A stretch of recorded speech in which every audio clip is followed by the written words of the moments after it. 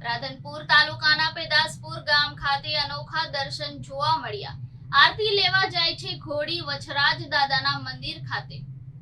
પાટણ જિલ્લાના રાધનપુર તાલુકાના પેદાસપુરા ગામ ખાતે રહેતા ઠાકોર ભુરાભાઈએ પોતાની રોજીરોટી માટે ઘોડી વસાવી હતી। લગ્નની અંદર વરઘોડામાં લઈ જતા હતા, પરંતુ છેલ્લા 4 માસથી ઘોડીની અંદર અનોખી ભક્તિ જોવા મળતા પરિવાર ઘોડીની પૂજા કરી રહ્યો છે।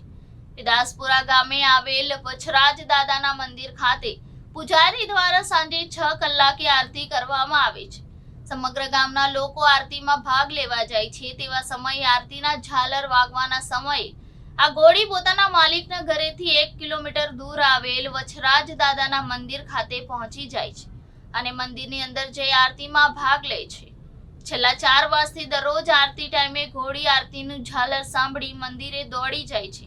ગામની અંદર અનેક મંદિરો આવેલા છે। દરરોજ ગામની અંદર અનેક મંદિરોની અંદર આરતી થાય છે, પરંતુ આ ઘોડી માત્ર વછરાજ દાદાના મંદિરે પહોંચે છે અને આરતીમાં ભાગ લઈ મંદિર દર્શન કરે છે। પાટણ જિલ્લાના રાધનપુર તાલુકાના પેદાસપુરા ગામ ખાતે આવેલ વછરાજ દાદાનું મંદિર વર્ષો પુરાણું મંદિર છે। 2015 ની અંદર મંદિર નવું બનાવવામાં આવ્યું છે। આ મંદિર ખાતે સમગ્ર ગ્રામ અને આજુબાજુના ગામના લોકો દર્શન કરવા આવે છે, પરંતુ છેલ્લા 4 માસથી આરતીના ટાઈમે ઘોડી આરતી લેવા આવે છે અને તેને લઈને લોકોની અંદર પણ અનેક પ્રકારની શ્રદ્ધાઓ ઉત્પન્ન થઈ રહી છે।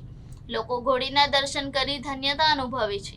માલિક પણ ઘોડીની પૂજા કરી રહ્યા છે। ગામના લોકો ઘોડીની અંદર દેવી દેવતાનું સ્વરૂપ માની રહ્યા છે। પુરાના શું ભુરાભાઈ મારું નામ છે અને ઘોડી મારી છે, બરાબર।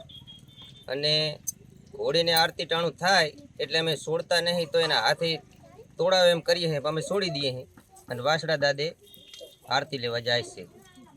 હવે આ ઘોડીને શું કરશો? અમે ઘોડીને પૂજા કરીશું, પૂજા કરીએ છીએ।